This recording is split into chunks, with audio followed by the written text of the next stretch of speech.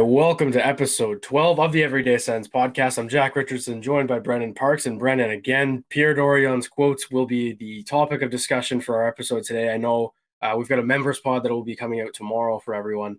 But today is Friday, June 2nd, and we will dive into our favorite parts about what Dorion, revealed in his media tour this past week. So, Brennan, how you doing on this Friday, June 2nd? The weather is pretty hot outside for the people in the Ottawa area. Yeah, it's been scorching here the last few days, so I'm good though. I mean, there's a lot of excitement kind of rising right now, but also a lot of frustration based on what we're hearing. So Dorion has gone on this little media tour, and he's been hitting he's gone on like 3 different media presences here in the last few days, and I mean, there's a million quotes that he's said. All kind of with good info. Like, he's really kind of, like you said on Twitter, throwing the negotiations. Like, we don't do negotiations through the media. He's throwing that right out the window, which is good because his transparency is always nice. At the same time, he's a little risky with it because things have already been taken out of context. But we're going to dive into it. I know we've got some other news too kind of coming up, and rumors. And the rumors are flying left and right because this ownership thing, again, hopefully will be wrapping up soon. But yeah, we're gonna hit on everything today, and yeah.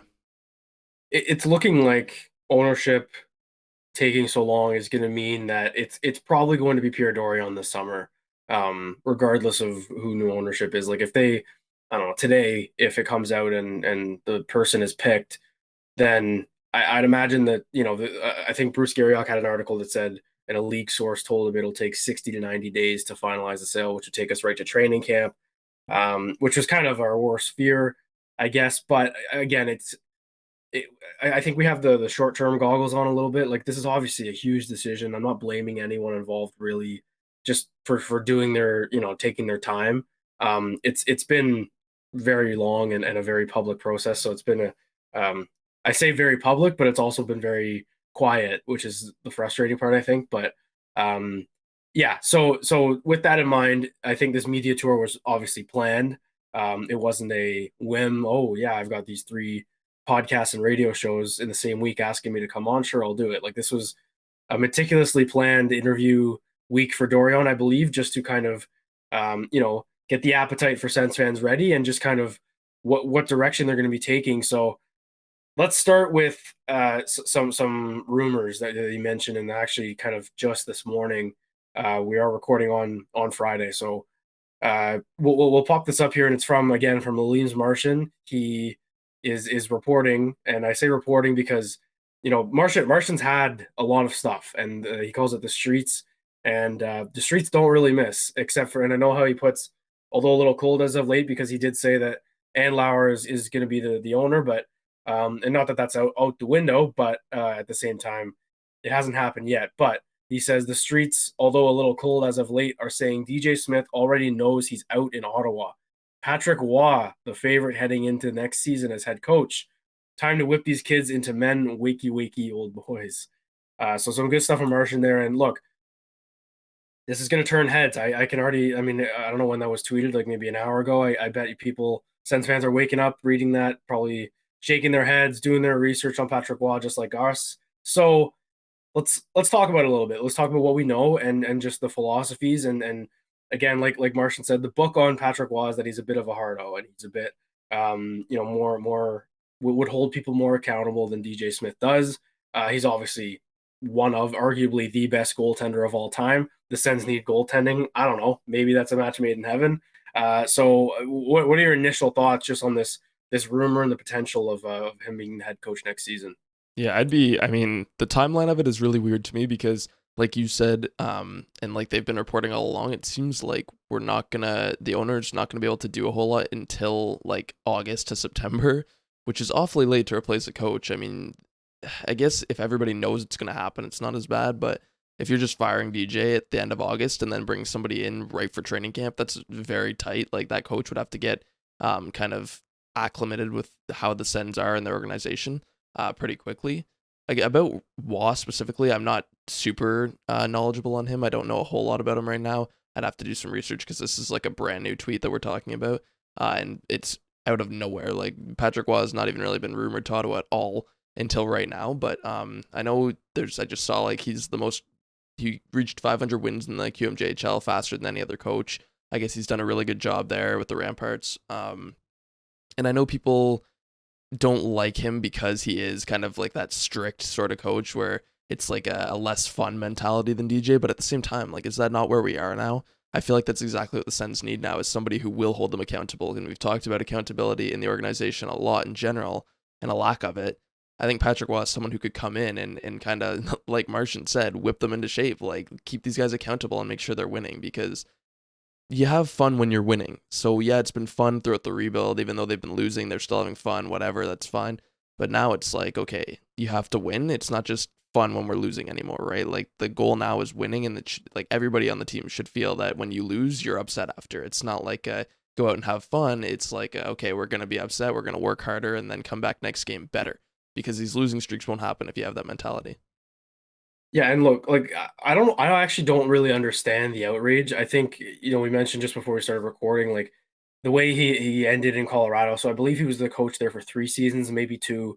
Made the playoffs in his first year, which was also Nathan McKinnon's first season. It was his rookie year where he won the Calder. Then they make the playoffs, lose in the first round, and then they were out, and they were pretty bad for the next couple of seasons. Colorado has this big turnover, hires Jared Bednar, and then they're obviously Stanley Cup champions and contenders every season. So I can see why the book on him might not be great. Like he kind of drove a team into the ground, blah blah blah. But I don't like. I know we talked about it, but you want a guy who can win. And look, one coach out of 32 can win every year, right? Like it's a pretty exclusive list. And we went through in the last decade what coaches have won the cup, and Joel Quenneville and Daryl Sutter are the only ones who are available. And I don't want them in Ottawa. I definitely don't want Daryl Sutter. Joel Quenneville would be just a media circus at the beginning, and like if it doesn't go well, it'll just be a disaster. So that to me is not like like like I said, look, I think Waugh would be perfect in the sense that he, like what his mentality is. I don't think he's gonna come and take a sledgehammer to the culture of the Sens, because that doesn't need to be fixed. It's good. Everyone's happy. The players like coming to the rink, all of that. But he's gonna hold people accountable. And not to say that DJ Smith doesn't, but again, like you've had the same coach for 4 years, you just need a new voice. Like I've seen people say like this is the same hire. What's different about DJ Smith? And quite honestly, not much. It doesn't have to be much. It's just that he's a different voice. And sometimes, you outgrow the voice you've been hearing for 4 seasons. And I think that's the case with DJ Smith. I want to talk a little bit about Nathan McKinnon, because I mentioned him. I know in a few years ago he went on the Spitting Chicklets podcast, and it was a pretty candid interview, and they asked him about his rookie season with Patrick Waugh, and because it was a bit of a not a good ending for him there in Colorado. I remember McKinnon saying he loved playing for him. And this is a guy, McKinnon, I think is pretty notorious for being a gamer, and he's very competitive, and I think that a lot of the guys on the Sens are like that too. I immediately, if you hear about a coach that is hard on players, I start getting worried about guys like Tim Stützle, who's young. But from everything we know, Stützle's a guy who would thrive on that. He seems competitive. He likes to learn. Like that's been the book on him. He's not some guy who just doesn't who folds under the pressure and all that. And I want to make it clear, this isn't Mike Babcock. Like it wasn't a scenario where Waugh was, exposing young players and pretty much hazing them in the dressing room. He was just, it didn't work out in Colorado, and he just had a bad relationship with Matt Duchene. And Duchene was a great player in Ottawa. I would say that most Sens fans aren't very happy with the way it turned out with that trade. So there's that, to me, is my initial thoughts, like just my initial reaction to that news. It's like it's a new voice, and that's all that matters to me at this stage in the game. They got to make something happen. I think this would be a monumental change in a good way. Yeah, and from what we've seen, I think Darren Dreger also reported that Waugh was a candidate for one of the parties at least that was coming in, and I guess with Martian having the scoop on Andlauer, we can kind of assume maybe that's the tied party.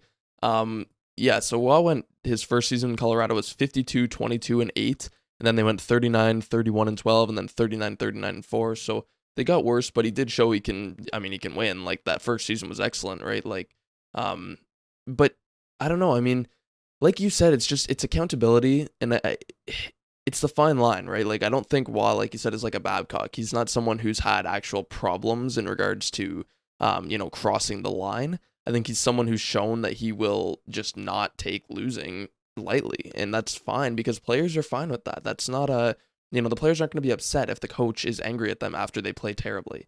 I mean, DJ might have softened the group up a little bit because he seems to be a little bit less like that, but at the same time, like I think DJ was kind of hired for the rebuild. Like he was kind of the guy who was going to get them through the rebuild, and then they were going to reassess. That's my understanding anyway. I don't know that they hired him with the intention of keeping him for 10 years. I think it was kind of like, well, he's going to be good for our young guys. He's going to kind of mold them. He's going to help us build this culture, and then we're going to kind of see where we're at. And now we're at that point where we're seeing where we're at, and I mean, it just hasn't been good enough yet. So again, like I said, it would just really surprise me if DJ is fired because of the timeline. It seems bizarre to fire and then hire somebody right before training camp. But I mean, hey, I wouldn't be against it. I'd be pretty content with it actually if it does happen. It seems like a pretty exciting change, and I know we've kind of been, we obviously like DJ, but we've kind of been on the we want to change train for the most of this summer. So I think, yeah, bringing in Wah or somebody else would be a pretty big change and something that I'm not even expecting anymore. So that would be a nice surprise, I think. I think we got to bring up obviously the quote that Dorion had, and I believe it was on TSN 1200. And I'm just losing track of all of the shows he was on. I know we're going to talk about something he said on the Locked On Sens podcast, but in a little bit here, I'm paraphrasing again. He kind of said, "I've made my recommendation to, or I will make my recommendation to the new owners, but I've made my decision on DJ Smith and his staff." If you've made your decision and he was going to stay, wouldn't you say that? Like, wouldn't you just say that's my recommendation? I understand maybe if okay, there's four ownership groups. Let's say two of them, if they get the team, want to keep DJ, two don't, right? So I understand if he just goes public before the sale's finalized and he says, yeah, I want to keep DJ, that could put his job in jeopardy. Like he could be the ownership, if it's a group that doesn't want DJ, they'll be like, oh, well, we don't want you either, Pierre, so you're gone too because you want to keep him. So I understand that. That is probably where he's coming from. Very weird though. Like it was not a vote of confidence, which is how people were putting it. Like that to me seems like he's gone, and it kind of coincides with what Martian said, just about how DJ knows he's gone. So look, again, all of that is speculation right now.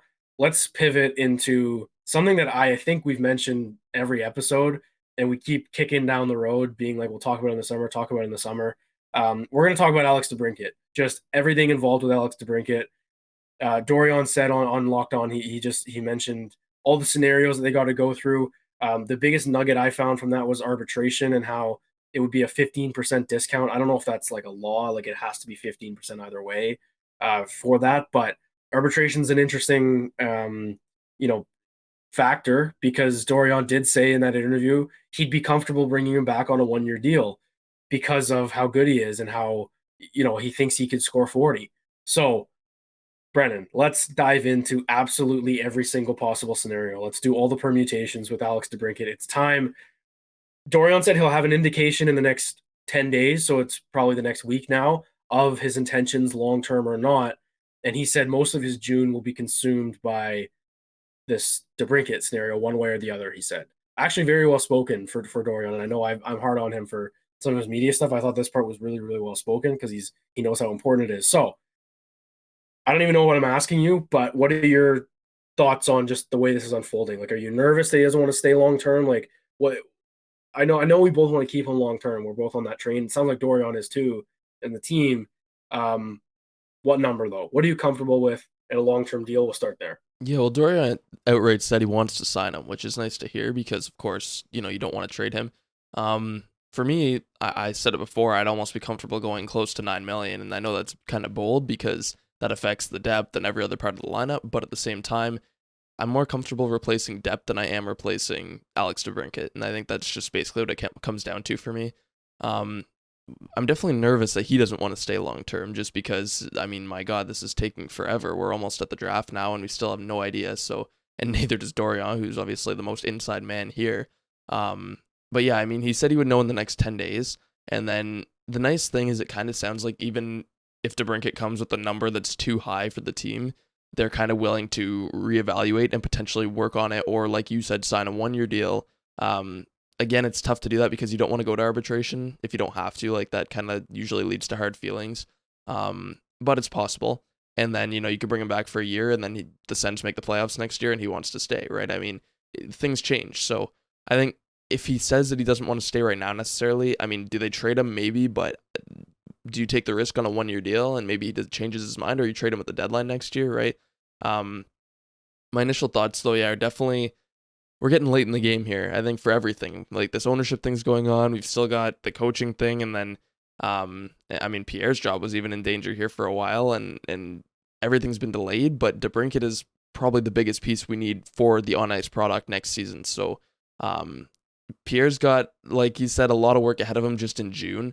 I know if he outright said he didn't want to stay, like maybe even try and trade him before the draft, should be kind of nuts that we'd get there, but it could happen, right? I think everything's kind of on the table, and I like what Pierre did by putting the onus on to Brinkett. That's a really kind of smart way of posturing that he a situation he put himself in, because he's basically said, to avoid criticism, he's basically said like it's all on to Brinkett. So if we end up trading him, it's because he didn't want to stay. We're not just choosing to trade him, right? So yeah, what are your thoughts? Because I think it could be a big number for a contract, or it could be, maybe DeBrincat decides, 7.5 is enough, right? Yeah, yeah. In an ideal world, I know that I like that you mentioned arbitration can kind of sour a team and a player, and it can. Um, I like the idea of arbitration though. If let's say if DeBrincat, okay, if DeBrincat comes to Dorion and says, "Look, I'm not sure yet. I don't know if I want to sign long term. Ownership's not settled. I don't know who's going to own the team. Blah blah blah." Like that, there's other factors, and again, like he's completely entitled to do that. Now, if he, because I think if he says no, I don't want to be here long term, gives a hard answer, then then I think trading him becomes the most likely scenario. Um, but if he is kind of loose and he wants to sign long term, they can't really get anything done. You probably just have to take the gamble and get that 1 year deal. Now, with the 1 year deal, the qualifying offer is obviously just 1 million, or I keep 1 year, $9 million. It's expensive. And next season is going to be a cap strapped year for the Sens. A $9 million cap hit for DeBrincat next year would be pretty bad in terms of what you can do with the rest of the roster. Like it would. I know I've seen people doing the cap friendly, like mocks off season or whatever it is, and like someone's gonna have to take a pay cut, like a Branstrom or a Pinto or something like that. And if you want a goalie, so it's kind of the domino effect. And I think in negotiations, you can just tell DeBrincat, look, like we'll give you nine, we can give you nine or close to nine or whatever, make you the highest paid player on this team. It's got to be a long term tag though. It has to be on a long term extension. If he says no, then you have to be like, okay, look, we're going to take you to arbitration then. And I mentioned like you bringing up how it would be hard feelings or whatever. I think if you kind of set the ground rule, look, if we're doing a 1 year deal, we're not giving you nine because we're not going to cap strap for, like, I think I don't want to say that's worst case scenario because I've advocated for that, but I think if you just give them a qualifying offer and don't go to arbitration, that's a fumble because, like we said, the arbitration can be a saving. Like he would probably get 7.5 in arbitration, I think is how it would work, right? Like I don't think an arbitrator is going to give him more than nine. Like it would be, you'd assume that DeBrincat comes in at nine, the Sens probably come in at seven, they meet somewhere in the middle, like that. That would be more. That would be easier to swallow on a 1 year deal. So that's why arbitration's enticing to me. Like I think you can just tell DeBrincat, look, like we'll give you whatever it is on a long term deal. I don't even know if the Sens will go to nine, but we'll give you 8.5, 8.6, 8.7. But it needs to be long term, and if it's not, we're going to arbitration, and you're going to get a 1 year deal, and we'll work on it from there. So that to me is kind of the angle. That's what I got from what Dorion was saying. I think he kind of went out of his way on the Locked On podcast to mention arbitration, which is something I had thought about. But I wrote earlier this year, like way earlier, about um, just a 1 year deal. Like let's just do a 1 year deal. Why not? Because they need to make the playoffs, and your team's going to get worse if you trade him. All that. I think that arbitration Can you imagine? Look, if they take the 1 year arbitration deal, we'll kick the can down the road essentially about an extension. But that's another extra million that we weren't really planning on having in cap savings that you can spend on a goalie or you can spend on another forward. That's really enticing to me. So I, I don't know if that's it's not really an answer, I guess, of what I want to happen, but obviously I want him long term. I think he's a piece of this core now, but the arbitration is enticing to me. Yeah, it just depends on DeBrincat's mind because does like he's been waiting to see the new ownership thing and how that unfolds. But is he worried about the Sens making the playoffs and competing? Is that what he wants to do? Or is he worried about like the franchise or what is it? Because if you can bring him back even for 1 year and say you spend 7.5 or 8 million on him just for next year, and know you don't have the long-term commitment yet, but if you can then go and shape the rest of your roster and show him that the Sens are going to be a damn good team who can make the playoffs and compete, like, does that not entice him to come back if he has any concern about the roster right now? Because I would be willing to bet on the team next year to prove to him that they are going to be a contender, right? Yeah, and that's the other thing. Like, okay, every other team and situation he could possibly go to, let's say if he got traded or even next summer, um, it's one of these scenarios where back in the day, a couple of years ago, you wouldn't blame a player for not wanting to sign long term in Ottawa. Like it wasn't a like this guy is bad teammate, blah blah blah. It was just blame them because it's kind of a tire fire here. That's completely changed, and the culture here is good. The core is at the same age as DeBrincat.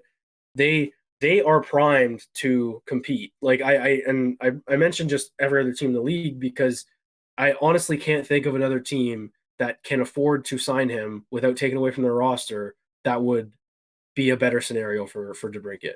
And look, if the decision comes and he doesn't want to stay long term, again, it's completely his decision and everything like that. I think Sens fans would have a right to be a little bit frustrated with DeBrincat while still respecting his decision because it's a personal decision at the end of the day. But like it does not get better than this. They have done everything they can. That's why I think I mentioned earlier this year, just earlier this offseason, like if he leaves, I'm not blaming Dorion. Like I'm hard on Dorion sometimes. I'm not saying this was a disaster of a trade.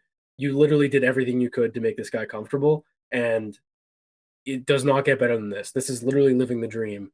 Um, and yeah, like I don't think that he would leave thinking this team can't compete. Like if that's kind of what you were alluding to there. Like that would be crazy, and I agree. Like it doesn't make any sense because this is literally it's not a team exiting the window. It's a team just entering, and you can sell to him too. Be like you're the piece, and you saw it happen. Like look how good they were when everyone was clicking. When DeBrincat was the best player on the ice, this team was scary, and that to me is exciting. So yeah, I'm not going to get the pitchforks out. Like it's not going to be a boo him every time he touches the puck if he comes back in an opposing jersey. But like, man, I don't know what else he can do to entice a guy to sign long term if he decides not to. Well, it's hard to get angry at someone if it is a personal decision. Like the only way that I see him leaving is if it's something to do with like his family and maybe they're not comfortable in Canada or whatever it might be. Again, it would still be frustrating because this is a guy who, if you take him off of the Sens, they get objectively worse right away, which sucks. I do totally agree, though. I mean, they've done everything. The only way you could blame Dorion or criticize Dorion is for trading for him without an extension in the first place because there's some risk factor to that. But at the same time, like, I'm happy that he took that bet. I mean, I'm fine with that bet without having the extension, totally content with it. And I think you'd still garner a lot of that same value back if you did ultimately trade him anyways. But like you said, it would be really weird if he decides to leave because I don't think there is a better roster in the NHL that could actually support him right now that could take him in. Because you even look at some of these other up and coming teams, and I don't even know if they could fit him into their cap space right now. Like Ottawa is really the prime fit for him. Like there's no better spot for him on the ice. So if he leaves, to me, it almost says like it's got to be a personal decision, and I think he's almost prioritizing that over like winning in hockey, which of course is a very valid reason. I'm just saying I think Ottawa is setting up to have the longest run of success with a player like DeBrincat on the roster right now. So if he wants to win or he has these dreams of winning a championship, like why would you leave Ottawa?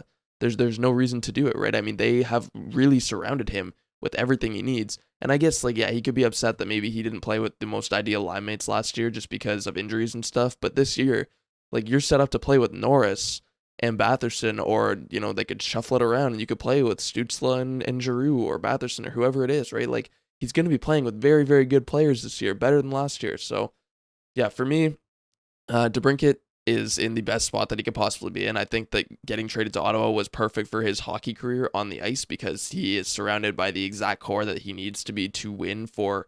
Like, this team's going to be a contender for the next 8 years at least. Like, they have a very long window ahead of them. So if he signs for that window, like, his entire prime is going to be spent on a contender. What more can you ask for? I mean, he went through the bad times in Chicago when they were rebuilding too. And does he really want to go to a team and do that again? Because I don't know which other contender can afford him. So again, if he asks for 9.5 million, that's going to be pretty tough to swallow. Like, Ottawa's going to have to make a decision there, but I do think you could get him at like 8.5 and be fine with that. Like, I'm not complaining if he signs a contract for 8.5 million. I will be more than happy with that. Don't care that he's paid more than Tkachuk or Stützle. I think 8.5 for DeBrincat is better than having to replace DeBrincat. Like, that's my entire consensus decision here, is that I'm happy to pay him 8 to 9 million. I just don't want to have to replace him, because the team will not be anywhere near as good if he's not on the roster next season. It gets exciting if you think about, okay, if he wants to leave, you trade him for picks and stuff like that. You can go to the free agent market, dip in there, get a second and third It's line easier forward. said than done though, right? Like, oh, for it's sure, so for hard to sure. find a legitimately good second line forward on the market without And well, I mean, the first one I think of is Tyler Bertuzzi. Like, immediately, I think of Tyler still a downgrade Bertuzzi. though. Well, of course, I just mean, like, you can take that money and get a second and third line. I know we've talked about like mock trades and stuff of doing that, but you're right. Like, I'm not debating that at all. You get worse with DeBrincat off the team, because as it was last season, you had a first line player on your second line, and that wouldn't be the case anymore. But to me, like, do you like, I know how, you mentioned the line mates a little bit, okay? And let's say he is disgruntled, and I don't think it's a secret that he I don't know, I don't want to say like he wasn't a fan of DJ Smith, but he admitted himself it was a learning curve, and he struggled. I would still argue that the way they played offense, this guy could have had 40. Like, I wouldn't blame DJ Smith for a down year. Maybe a bit of discomfort at the start, but like, that happens with every new coach. So, but if he was Claude Giroux this year, right, wasn't on the first power play, and like, I would say that every guy on that top unit could have been replaced by Giroux, including the defenseman. Like, it could have been five forwards. So if I'm DeBrincat, and like, if that's my, or if let's say I'm Dorion and DeBrincat comes to me with that being like, I wasn't valued. I'm just saying, if he was in Giroux's spot, or whatever, like, or no, sorry, I mean, if he said, I didn't get good line mates, you never put me on the first line, blah blah blah, like, in a that kind of scenario, if I'm Dorion, I'm going to be like, look, you played on the top unit of the power play, and our prize signing last offseason, hometown boy who had a great season still, isn't didn't say a word about being on the second power play unit. So there's your answer right there, DeBrincat. Like, you can't, like, that would be my kind of rebuttal if he was upset about that. Because again, like, yeah, you could have thrown him with Stützle a little bit more, which was probably what I was hoping for. They really didn't give that a chance, but at the same time, we've talked about it. That top line was so good, and I think DeBrincat and Tkachuk are both left wingers. It's like, it would be a bit of an adjustment there, because what if you threw them together and then they don't produce at all? Like, then that's, now what, kind of a scenario, right? But I think when they played on on the power play and stuff like that, like, he was on the top unit for most, if not all, of the season. I think a line mate argument from DeBrincat would be pretty heavily countered from Dorion. For sure. And like, I don't think he has a right to be disgruntled necessarily. And I do think he'd be the first to tell you that he probably should have scored more goals based on the situation. I have always said too, though, that the Sens don't really cater to skill as much as they should based on the players they have, which I think would really benefit him in regards to like having set plays in the offensive zone, maybe not taking as many perimeter shots, trying to actually create those opportunities. But yes, he did get them still. And I still think he really should have been over 30 goals 100%, like, whether that's luck or whatever it is. I'm sure he recognizes it, because again, he was like well under his expected goals, and that's just not common to his career. Like, it's just, I don't know, it's a down year, but at the same time, it's hard to have a down year in your first year with a new team because that raises a lot of red flags for people, and especially in a contract year, because now people are a little down on his season, right? 27 goals. And it's like you might pay him 9 million, and now people are a little more concerned about that. I think most people would have been very content to give him 9 million when they got him from Chicago based on his 40 goal seasons, right? Like I would have been pretty happy if he came with that extension.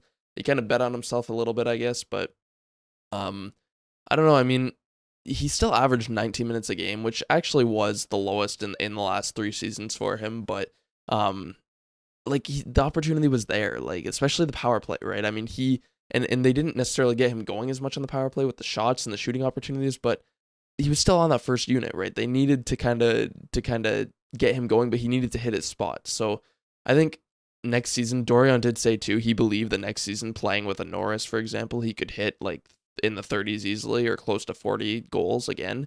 And I totally agree with that. Like we said, I think you said it last time, he could be the X factor on this team. Like he and Shabbat could be the X factors. Even though last season they were kind of the down guys and the guys people like to harp on, they hold a lot of value on this team.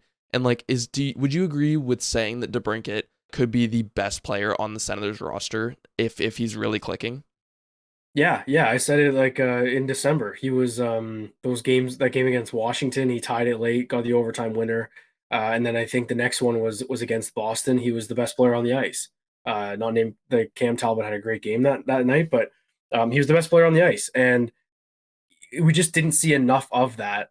But I'm willing to bank on that being the case. Like I think that was Alex DeBrincat. And again, like not like he wasn't bad all season, right? He was just probably a bit underwhelming. Like he didn't create enough with the line mates he had. Didn't make it work with those guys, and even sometimes he was with Giroux. I know they clicked a lot in the preseason, but like during the year, if they got put together, it wasn't working very well all the time. Which is fine, and that happens. But yeah, like the idea of Norris coming back just changes everything for that top six, um, and again, though, but like, okay, that would be another little rebuttal, maybe. Like, Norris is a better player than Shane Pinto for sure right now, but Pinto's not a slouch. Like, he's not Dylan Gambrell playing in that role, right? Like, he's a good centerman to play with as a winger. And I think maybe my concern is like Norris isn't super like he's a better skater than Pinto, but he's not going to be like threading the needle to DeBrincat. Like Norris is a shooter, right? So from what we've seen anyway. So like I don't know if that's going to work. Like who knows if that line is actually going to click. I know that they played together before Norris got hurt, and I think Norris I think he had 1 point in the 5 games before he got injured in that original injury. So um I, again, on paper it should work, and that should be a great pairing. I'm just saying, like maybe that doesn't work either. And if it doesn't, and you've got this guy long term at 9 million, then you've got to make a decision. So, but again, that's not the case because this Dorian says the Sens want to sign him. They want to keep him. Ideally, they want to sign him long term, and that's where when you mentioned the potential of him scoring 40 being pretty high, like he's probably going to do it. Like that's where you just have to bite the bullet maybe and just go to arbitration and be like, look, we'll reevaluate. Even if he says he doesn't want to sign long term, like he's still on the Ottawa Senators for the next 12 months. I think you just have to have him on your roster next season. I would be very disappointed with a trade at the draft, especially. Yeah, and I guess like the thing with the Brinket and Norris specifically is either one of them could score 40 goals and you'd be pretty happy. Like it's not necessarily DeBrincat even has to because he put up a career high in assists last year or this year, I guess you could say. Um, so as long as one of them is scoring and that second line in general is producing, you'd be pretty content. Like even if DeBrincat scores 30 and Norris scores 40, like I'm not complaining about that. I mean, if DeBrincat contributed to Norris's success, right? Like that's very good. And the other thing though with Norris is you have the opportunity to mix those lines up in the top six if you want to. Of course, that top line was really productive last year, but if that second line isn't working, maybe you try out a mix, right? It's not going to ruin things if you try out a different combination for a few games. The only difference between Norris and Pinto, I'd say, is Pinto, although yes, holds a lot of potential, I don't find he's much of a play driver right now. Like he doesn't really drive play with the puck on his stick a whole lot, so maybe Norris can do that a little more. Maybe he'll be able to hang on to the puck when you're, entering the zone and stuff like that a little bit more, which will benefit DeBrincat. I guess we'll see. Like, we haven't seen them together really for any extended period of time, so maybe training camp can provide a bit of an outlook on that too. Although last year in camp and in the preseason, we saw a lot of things that just did not happen in the season, including Tyler Mott being a huge producer in the preseason and then doing nothing in the regular season. So you kind of have to take that with a grain of salt. But I think Norris and DeBrincat, like you've said, on paper, very good combination. And I guess it also depends on who their third winger is, because switching Batherson and Giroux would be like a huge thing there too if they wanted to do that, for example. So I think just endless combinations, like the opportunity is there. It really just is on players like DeBrincat to take another step forward, and we can kind of expect that with Tim Stützle too, who's only 21. In theory, he should be taking another step forward. Same with the rest of their young core, because that's generally what happens on a player's trajectory of their career at this age. So it should be another step forward for everybody. You're gonna have a healthy Norris, and of course, the biggest factor here, health. Like if Norris gets hurt again, for example, you're in a much more difficult position again. So we're wishing good health, and hopefully, everybody can kind of click and take another step forward. What's exciting about next season is, and I think maybe overlooked by a lot of people, is like if DeBrincat's gets back, the nucleus of the team you had last season is going to be here, and that has not been the case for a long time. Like last year, I'm honestly, I mean, they played so well in November, which and hold on, before everyone gets crazy at me here, they were right there. They were not playing bad hockey like the team would tell you, and as frustrating as that is to hear, like they were right there. Their analytics were pretty good. Honestly, they were never better than I think than they were in November in terms of the 5v5 scoring chances and all that. They just couldn't put the puck in the net. So what I mean by this is there were so many new players on that team and big names who are going to demand the puck and be contributors. Like Giroux and DeBrincat were brand new players that other guys had to learn how to play with, and they still came out so hot. So like now I'm thinking, like imagine with a year under your belt, like you're just going to roll in and be familiar with all these guys, which is why again, like if you're DeBrincat, same thing. Like okay, this is why if I'm the Sens, I'm confident DeBrincat would want to stay. If you're thinking about going to another team, trying to get a huge payday, like betting on yourself after a trade, let's say this summer, are you not worried that the same thing is going to happen this season? And then people are going to be like, okay, the 40-goal seasons were a fluke. And it was just because of Patrick Kane. It's going to feed that narrative if you don't produce next season in this new market, wherever you go. And again, like we mentioned, no chance he goes to a team that is projected to be better than the Sens next season. I just don't see it unless it's a 1-for-1 swap or a money in, money out kind of scenario with another top line kind of player, which we would dive into, I guess, when if a trade is going to happen at the draft. It's just not going to happen. Like the Sens are probably, I don't know, like, probably projected to be a playoff team next season Oh, with I him on the think roster. I would definitely. imagine. I'd imagine they'll be pretty close, like in the wild card spots, if by the the pundits and whoever's making those predictions. I would imagine. So you're not going to a better team. So and then what I'm saying is like you're not going to have a scenario where you're going to thrive and be competitive. So your stats might take a hit. Therefore, your next contract will take a hit. Like he's got to factor that in. And I think if the move was challenging for him and his family, why would you want to pick it up and move again if you're not? I know, and I know it's not exactly that black and white, but it's like you had a young family, and if you're unhappy with how the move happened, you didn't want to move, then don't move again. Like you're here, and the boss and whoever's going to sign your deal is very publicly saying we'll sign you long term. So that would be a very interesting scenario if he's like, yeah, I don't, it was a hard move on my family, and then they go and have to move again because he doesn't want to stay. I'd find that very very strange. Yeah, it's just it comes back to like the whole thing we're saying here is it doesn't make sense for DeBrincat to leave. Like there's no logical reason behind him leaving unless he just despises the city of Ottawa. Like it just on the ice it's perfect. So I don't know why you would do that. And like you said, even if he does, I mean you're still moving somewhere else where you could just as well hate it too and potentially like the move is going to be hard again. So I don't know. I don't know why he'd leave. I'm almost like actually after this conversation I feel better about him staying just because it doesn't make sense for him to leave. There's no part of it that makes sense. Aside from that, he loves Chicago and he's most likely not going back to Chicago. So that dream can die. I just do you not feel good about him signing. I feel like he has to sign at this point because it's the best situation for his career and ultimately his family because he's going to make more money here than he would somewhere else, right? Unless he's traded to some like terrible rebuilding team, and like you said, then his stats will probably take a hit, so he'll probably make less because of that. So I don't know. I mean, Yeah. I feel pretty confident that he's going to come back and say he's willing to sign. Now, is he going to bring too big of a number back? Maybe. Right, that's where it gets a little more interesting. But even if he does that, at least you know he's willing to sign. You just kind of have to hit that sweet spot of a number for him. And look, I've harped on Dorian a lot, especially on this podcast lately. Now that we've started, but I've given him credit, and I'll do it again. The contract negotiations, like again, I have faith that Dorian is going to whittle down to a good number.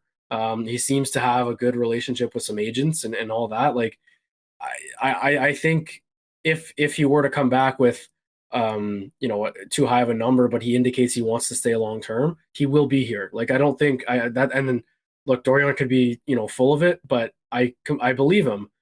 So it worked if he is full of it, but him saying we want to sign him long term, and if DeBrincat comes back and says I want to sign long term, they'll make it work, and it'll just be a negotiation from there throughout the summer. Like I'd be shocked if somehow, I don't know how it would come out, but if we find out that DeBrincat is open to staying long term and they're discussing a contract, and then in September it's not done and it's like he's holding out a camp and all that, like I don't think that'll happen. And if it does, then you maybe trade him, but like that won't happen if DeBrincat says he's ready to stay.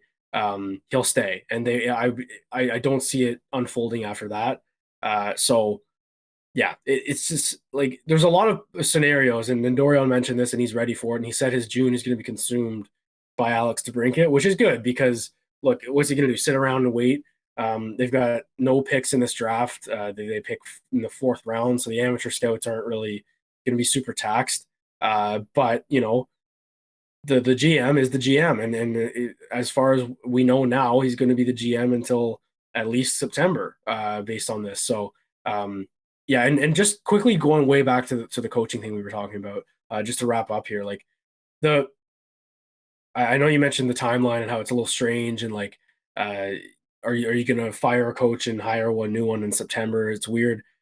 The way I interpreted what he said is like, if next week or today even an owner's pick, let's just say it's Michael Andlauer because it's one entity. If it's him, then you know I think then Dorian could just tell Michael and Mr. Andlauer, be like, look, I want to fire DJ and hire Patrick Waugh. What do you think? And I would imagine that Dorian, because that is still his decision, would have the autonomy to do that, even if the sale's pending. Like it wouldn't be a scenario where he has to wait for all the books to wrap up. And same with DeBrincat. Like he could sign him to an extension, I'd imagine, before the sale is wrapped up, because technically the Melnick estate still owns the team.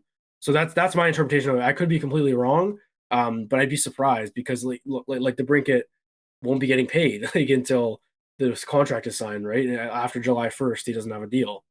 Yeah, I guess so. It's just a lot of unclarity on that point. We don't, because everything, it seems like, especially with what Garriock has said about the timelines, it seems like the new owner can't really do that. But I guess, like you said, if the owner is like the preferred bidder, I guess because Dorian has been in contact with them, they could, in theory, come up with some sort of agreement or something, and Dorian could kind of make the decision for them. Again, though, we don't really know if that is possible. It's a very uncertain process. I would assume though that yeah, like there's no way you can fire and hire a coach at the point of September. It's got to be sooner. So maybe the new owner comes in and they can kind of work something out. I'm sure there's a way around it in which you could fire DJ if that's what they decide to do and then bring somebody in. It is hard though because they'd still have to go through coaching interviews and everything. Like, I mean, unless they're just straight up gonna hire Waugh without like even interviewing anybody else, but that's pretty unusual that happens. Usually, you'd want to at least do some interviews, right? Yeah, you do, but I mean, you look at the Leafs; they hired Tree Living in 2 weeks. Like That's true. I was looking at the timeline, and I was trying to, bids were due for the Sens on May 15th, I think, and the Leafs were eliminated May 12th, and like in that time frame, they fired their GM and hired a new guy before we know who the next owner is. Like it happens quick, but you're right; they do need to go through a bit of a process. But again, it would be way more complicated if you were doing that with a GM because then it's who's interviewing him. But now that That's Dorion's true. still here, he's the guy who's doing the interviews. Like it will be him. Which again, we can dive into that, but I guess having him still in the fold right now is smart because he'll have to be facilitating the hockey side of things the longer this goes. So maybe they knew that this was going to take so long, and that's why they kind of hung on to everyone. Maybe, yeah. And like you said though, I mean, I don't know. I'd be super excited if by July we are talking about, a coaching change because we accepted the fact that that wasn't going to happen not too long ago. Um, I mean, I know you were kind of against Pierre staying, staying as well as DJ, but I don't mind Pierre for another year. Like he's done a fine job, I think, of assembling this group, and you can kind of see it play out here. I think like with the new ownership group as well, I would expect them to hold Pierre just as accountable. I mean, if things aren't going well next year, I think you can see Pierre being fired pretty easily too, um, especially based on his recommendation of what to do with DJ. So, regardless, yeah, do you have anything else to add? Because I think if they do talk about potentially hiring a new coach, we can dive into it more. I think if Waugh becomes more of a candidate, we can look at his background more and kind of see um how he'd fit Ottawa, because admittedly, like I don't know a lot about him. His last season was in the NHL was several years ago now, so I'd have to look back and what people think. The initial impression on Twitter is that people are thinking it's chaotic, and that Waugh would be a chaotic option. I don't know, maybe, but at the same time, I like accountability and I like a coach who, they can have fun, but they want to win, and ultimately it comes down to winning because that's what their job relies on. So if you're not winning, the coach is going to get fired, and that's why some coaches I think are a little more strict than others, right? So, yeah, Yeah, like you said with DeBrincat, the more we talked about it, the more confident you were in him staying. I'm kind of the same with Patrick Waugh. The more we talked about it, the more I talked myself into liking him as a potential option.